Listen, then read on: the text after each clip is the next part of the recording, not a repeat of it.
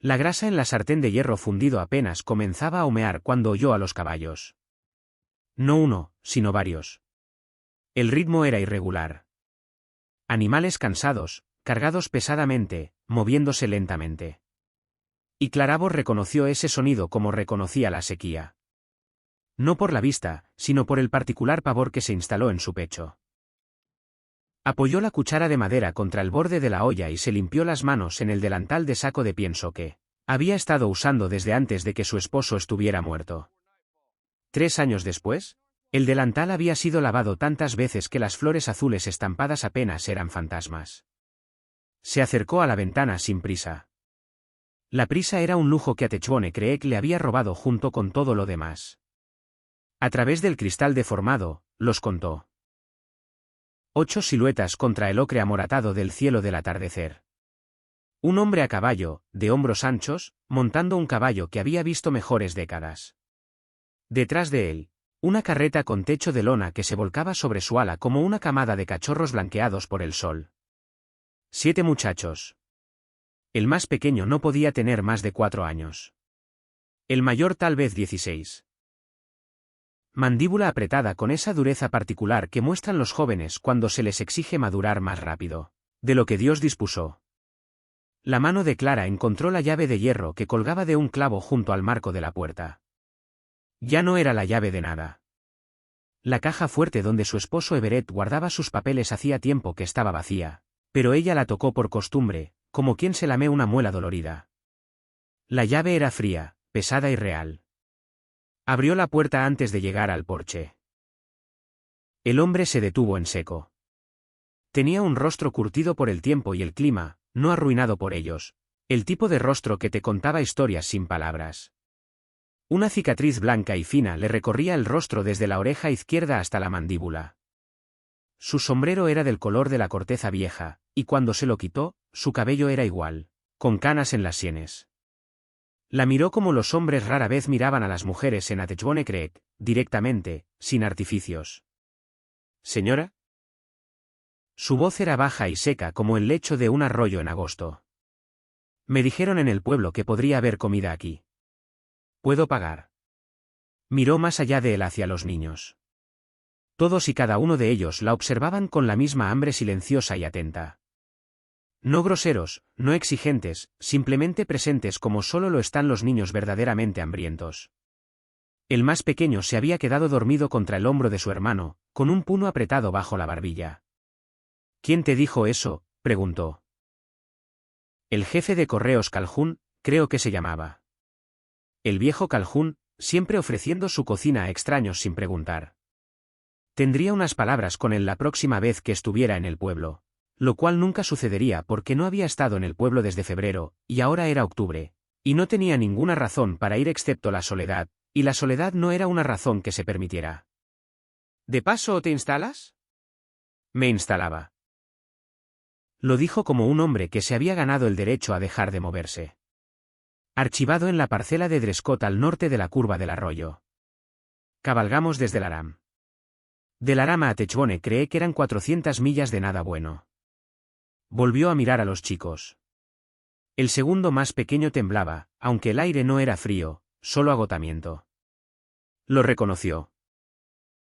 Ella misma había temblado así aquellos primeros meses después de la muerte de Everett, cuando el cuerpo finalmente admite lo que la mente se ha negado a aceptar. Tráelos adentro, dijo. Límpiate las botas. Se llamaba Clara Bass. Tenía 34 años y no había cocinado para nadie más que para sí misma en 11 meses, desde que se habían marchado los últimos trabajadores temporales. La cocina era grande.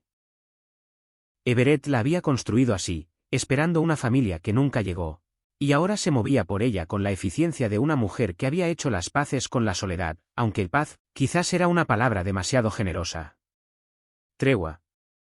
Había hecho una tregua. Ya tenía una olla de frijoles pintos en ebullición. Añadió el resto del tocino salado, cortado en lonchas finas. La masa para pan de maíz la había mezclado esa mañana por costumbre y luego la había observado durante una hora antes de cubrirla con un paño. Últimamente hacía eso, exagerando con las cosas, como si una parte de ella aún estuviera preparando la mesa para una vida que no había llegado. Vertió la masa en la olla de hierro fundido y la colocó entre las brasas. El hombre, que había dicho llamarse Dowlen Mars, había sentado a sus hijos alrededor de la larga mesa de pino con una autoridad tranquila que no requería alzar la voz. El mayor ayudó al menor a sentarse en una silla y lo acomodó cerca del borde de la mesa. El propio Dowlen estaba de pie cerca de la pared del fondo, con los brazos cruzados, observándola trabajar con una expresión que ella no podía descifrar. No era intrusivo, más bien como un hombre memorizando algo que esperaba olvidar. No tienes que estar de pie, dijo ella sin volverse. Lo sé. Él no se movió. Sacó la cafetera de la estufa y la puso sobre el salvamanteles. El sonido que hizo, ese gruñido húmedo y volcánico del café casi hirviendo, pareció llenar toda la habitación. Uno de los chicos del medio, un chico con tantas pecas que casi se tocaban, se inclinó hacia el sonido como si fuera música. ¿Cuánto tiempo hace que no comes?, preguntó ella. Se dirigía a la habitación, pero miraba las judías. Ayer por la mañana, dijo el mayor. Tenía la franqueza de su padre. Ella no reaccionó. Había aprendido que reaccionar ante el dolor delante de quienes lo estaban viviendo solo los hacía sentir como un espectáculo. Simplemente removió las judías.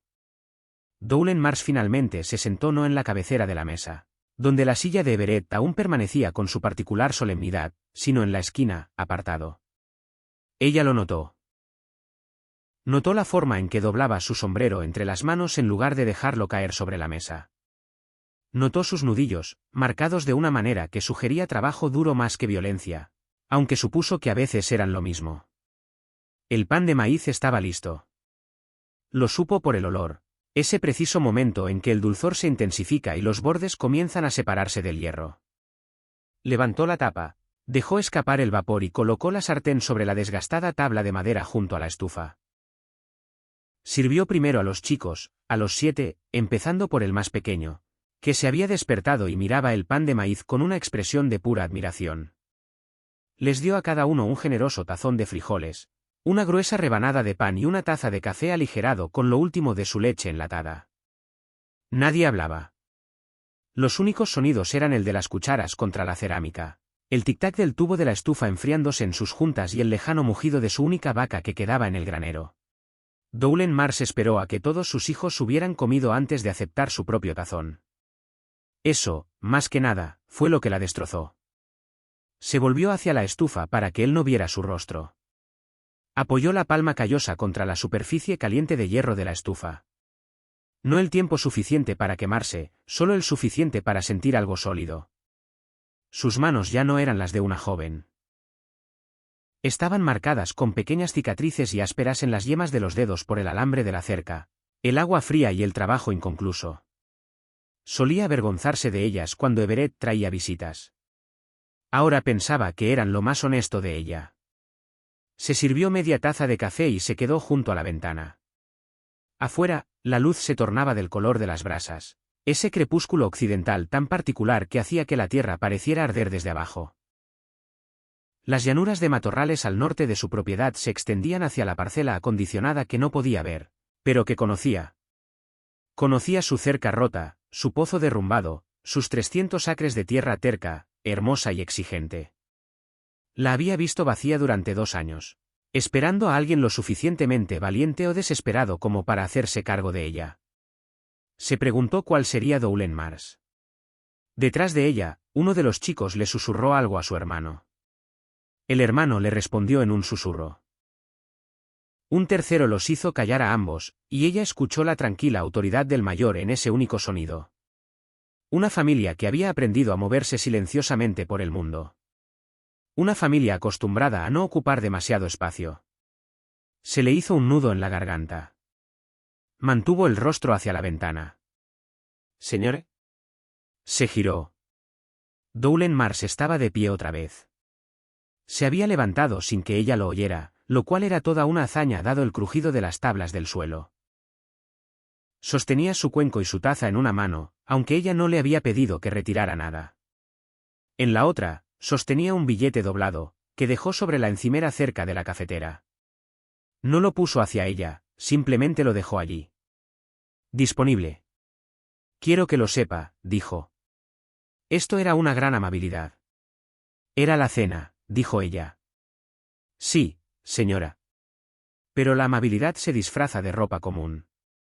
Entonces lo miró de verdad, y descubrió que él ya la estaba mirando. Sus ojos eran del particular verde grisáceo de la salvia después de la lluvia, un color que no debería haber funcionado, pero lo hizo como hacen algunas cosas improbables. No era un hombre guapo como suelen serlo los jóvenes, con facilidad y abundancia. Era guapo como lo es el viejo campo, forjado por la resistencia definida por lo que había sobrevivido. De repente se dio cuenta del remiendo en su cuello, de los 3 alfileres que sujetaban su puño, del cansancio que llevaba como una segunda piel. Había dejado de notar esas cosas de sí misma. Las notaba. Ahora el pozo del vestidor se ha derrumbado, dijo, porque tenía que decir algo. Y la practicidad era más segura que cualquier otra cosa que le presionara en la parte posterior de los dientes. Esquina sur, la reconocerás por el álamo que crece entre las piedras. Hay agua limpia en mi cerca este, un manantial, no un manantial propiamente dicho, pero corre todo el año. Puedes usarla hasta que hundas la tuya. Se quedó callado un momento. Es una oferta generosa. Es agua, dijo ella. La generosidad es otra cosa. El fantasma de algo cruzó su rostro. No era exactamente una sonrisa, más bien el recuerdo de una. Suenas como una mujer a la que le han dicho que su amabilidad no cuenta cuando la disfraza de simple. No tuvo respuesta para eso. Era demasiado preciso para ignorarlo y demasiado revelador para reconocerlo. Los niños se estaban quedando dormidos. El más pequeño ya se había vuelto a dormir sobre 2 sillas que alguien había juntado para él, con una bolsita de flores doblada bajo la cabeza. Obra del mayor, sospechaba ella. El pecoso la observaba con una curiosidad franca y sencilla. El que estaba a su lado había sacado un pequeño libro maltrecho del bolsillo de su abrigo y leía con la intensa concentración de alguien que había aprendido a cargar con un mundo entero en su regazo porque el mundo exterior seguía en movimiento. Dowlen Mars miró a sus hijos y en su rostro vio todo el peso de ello, el camino al Aram, los años, la esposa que no estaba allí, el agotamiento particular de ser la única barrera entre 7 seres humanos y todo lo que quería atravesarla. Reconoció ese peso. Ella misma había cargado con una versión de eso durante 3 años, solo que la suya era el peso de una vida que nunca llegó a empezar del todo, y la suya era el peso de una que le habían arrebatado. Diferentes penas, la misma postura. Lo sacaré antes de que anochezca, dijo. No harás nada de eso. Las palabras salieron antes de que ella las eligiera. La casa de corte de vestido no tiene techo en el ala este. Lo sé porque he visto cómo las tormentas la destrozaban durante 2 temporadas. Dormirás en mi granero esta noche. Está limpio, el heno está seco y hay espacio. Abrió la boca. No, dijo ella, sin mala intención. Solo di gracias y ve a acomodar a tus caballos. Hay una linterna en el poste. La observó durante un largo rato. La cocina se había oscurecido, y ella aún no había encendido la lámpara, y bajo esa tenue luz azul, su rostro era difícil de descifrar. Luego asintió una vez con la gravedad de un hombre que entendía que algunas ofertas tenían un precio para quien las hacía. Gracias, Clara Bass. No le había dicho su nombre. Calhoun otra vez, probablemente. Tendría que decidir si le molestaba. No le molestaba especialmente. Lo escuchó guiar a sus hijos hacia la salida, las indicaciones silenciosas, el arrastrar de las botas, las pequeñas protestas del más pequeño, aún adormilado, al ser cargado. Y entonces la cocina volvió a quedar en silencio, como siempre, como ella misma había aprendido a llamar a la paz. La olla de frijoles hervía a fuego lento. La cafetera hacía clic. Afuera oyó a Dowlen Mars hablando con la carreta en voz baja y uniforme, las palabras indistintas, el tono inconfundible. Un hombre que hablaba con los animales como deseaba que las personas hablaran entre sí. Recogió el billete doblado que estaba junto a la cafetera. Oye. Era más de lo que valía la comida, considerablemente más. La dejó de nuevo. Se acercó a la ventana y miró hacia el norte, hacia el terreno de Drescott, hacia la oscura silueta de su granero, donde una linterna ahora proyectaba su pequeño y cálido argumento contra la noche. 7 muchachos, un pozo derrumbado, 300 acres de tierra dura y a la espera. Presionó los dedos contra el frío cristal y sintió el otoño al otro lado, llegando como siempre, sin previo aviso, sin disculpas, cambiando todo lo que tocaba. Su reflejo la miró desde el cristal oscuro. Una mujer con manos callosas, un cuello remendado y ojos que, se dio cuenta con cierta sorpresa, no se habían visto tan vivos en mucho tiempo. Dejó la cuenta en el mostrador. Se volvió hacia la estufa, levantó la cafetera. Se sirvió una segunda taza que no había planeado y se quedó en su cocina en la oscuridad, con el café calentándole las palmas de las manos, escuchando los sonidos lejanos de 8 personas que se sentían como en casa en su granero. La risa baja de un muchacho, el resoplido de un caballo, la voz de un hombre que llevaba alguna nota no podía nombrarlo. Mientras el viento de la pradera se levantaba afuera y presionaba contra la casa como si probara si resistiría. Resistió. Siempre había resistido. Tomó su café y decidió, sin razón alguna que pudiera haber defendido y con toda razón que comprendía, hornear otra bandeja de pan de maíz en la mañana. Horneó 2 bandejas en lugar de una. Para el invierno, el pozo averiado de la parcela de Drescott volvía a funcionar. Los chicos mayores reconstruían las vallas con manos demasiado jóvenes para semejante trabajo, y los más pequeños llenaban los espacios vacíos alrededor de la casa de Clara con un ruido que ya no se sentía como una molestia. Era como si la vida volviera a la normalidad. Dowlen Marsh nunca pidió más de lo que ofreció. Quizás por eso, poco a poco, ella ofreció más. Una linterna comenzó a aparecer en la ventana de su cocina al anochecer. Otra respondió desde el granero de Drescott, al otro lado de los campos. Una tarde, después de que la primera nevada cayera suavemente sobre Techbone Creek, el niño más pequeño se quedó dormido con la cabeza en el regazo de Clara, junto a la estufa. Ninguno se movió para despertarlo. Ni siquiera Dowlen. El fuego crepitaba suavemente. Afuera, el viento de la pradera volvía a azotar la casa, poniéndola a prueba como siempre lo hacían las estaciones más duras. Por primera vez en años, Clara Bass dejó de sentirse como alguien que simplemente sobrevive. Ella se sentía como si estuviera viviendo una. Y cuando Dowlen finalmente extendió la mano por encima de la mesa y cubrió su mano áspera con la suya, ella no se apartó. Pasó el invierno. Luego otro. Para cuando la primavera volvió a cubrir a Techbone Creek con su característico color verde, la gente del pueblo ya no hablaba de la viuda al borde de la pradera ni del hombre cansado con 7 hijos. Hablaron del lugar del pantano. Una casa con humo en la chimenea antes del amanecer. Una mesa siempre demasiado llena. 7 hijos varones en crecimiento. Pan de maíz recién hecho enfriándose en la ventana. Y una mujer cuya risa había vuelto poco a poco al mundo. Algunas tardes, Clara se quedaba en el porche mientras los muchachos trabajaban en el pasto y Dowlen reparaba el cuero de los arneses bajo el sol poniente. Tocaba la vieja llave de hierro que aún colgaba junto a la puerta y se maravillaba de lo extraña que podía ser la vida. El candado al que pertenecía había desaparecido. Pero de alguna manera, después de tantos años de soledad, la puerta finalmente se había abierto.